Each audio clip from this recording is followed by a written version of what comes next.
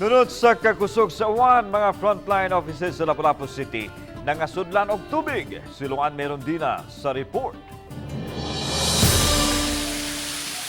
Sa video nga kuha sa usa sa mga personnel sa Lapu-Lapu City Fire District, makita nga ang mga duty personnel nagkapuliki dili sa pagpaong sa kayo kundi sa paghipo sa ilang mga butang ug pagkando sa tubig nga napundo sa hallway aron di kini makasod sa ilang mga quarters. Gamit ang plywood ug rubber mat, gitabangan nila pagkandos ang tubig paingon sa hagdanan.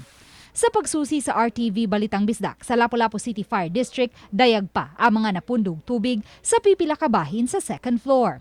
Matod ni SFO4 Primitivo Iquito, Fire Marshal sa Station 1, kay naukab na ang ilang atop atol sa bagyong Odette, hinungdan nga mudagayday paingon sa ilang hallway ang tubig sa inside gutter. Kusog-kusog man ang uwan, mo to nga kusogid kayo ang tulo. Pero sa mga niaging mga uwan nga hinahinay ra, adi po kayo kusog ang agas.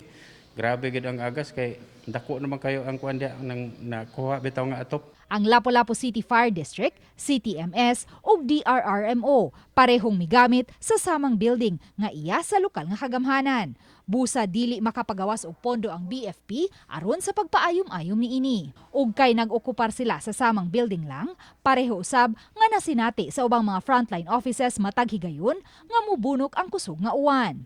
Gipasabot ni Najel Banyasya, crisis manager sa Lapu-Lapu City, nga dili pa ingon ni ana kadali ang pagpaayom-ayom sa building tungod kay nanginahanglan kini og dakong pondo. Malangay pagyod, no?